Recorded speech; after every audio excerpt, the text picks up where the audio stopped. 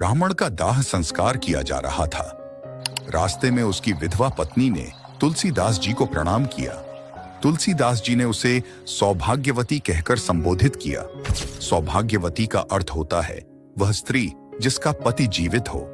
यह सुनकर उस महिला ने दुखी स्वर में कहा, मेरा पति तो अभी अभी इस संसार को छोड़कर चला गया है, आपकी बात कैसे सच हो सकती है?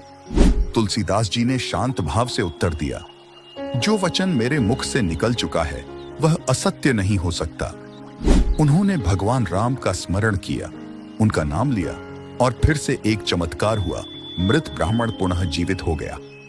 इस घटना की चर्चा दूर दूर तक फैल गई। जब मुगल सम्राट अकबर को इस चमत्कार के बारे में पता चला तो उसने तुलसीदास जी को अपने दरबार में बुलाया और उनसे कोई चमत्कार दिखाने को कहा। तुलसीदास जी ने विनम्रता से उत्तर दिया, मैं कोई चमत्कारी पुरुष नहीं हूं, मैं तो केवल राम का भक्त हूं और उन्हीं को जानता हूं।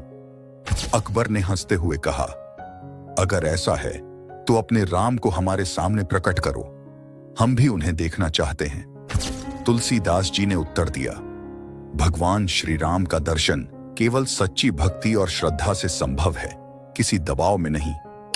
अकबर को यह उत्तर स्वीकार नहीं था। उसने क्रोधित होकर तुलसीदास जी को फतेहपुर सीकरी के किले में बंदी बना लिया। कैद में रहते हुए तुलसीदास जी ने हनुमान चालीसा की रचना की और उसका जाप करने लगे। उन्होंने 40 दिनों तक लगातार हनुमान जी का स्मरण किया। 40वें दिन अचानक शहर में हजारों बंदरों की एक विशाल सेना आ गई। उन बंदरों ने पूरे नगर में हाहाकार मचा दिया। महल की छतें गिरने लगीं, सैनिक भयभीत हो गए, दरबार अस्त व्यस्त हो गया। अकबर घबरा गया। उसने अपने दरबार के हाफिज से इसका कारण पूछा। हाफिज ने कहा, यह चमत्कार तुलसीदास जी की भक्ति का परिणाम है।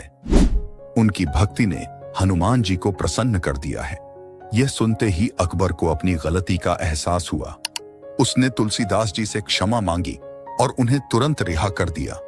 अकबर इतना प्रभावित हुआ कि उसने एक शाही फरमान जारी किया जिसमें आदेश दिया गया कि श्री राम और हनुमान जी के अनुयायियों को कोई भी परेशान नहीं करेगा। इस प्रकार तुलसीदास जी की भक्ति ने एक मुगल सम्राट को भी झुका दिया और उनकी भक्ति शक्ति का प्रमाण समूचे विश्व में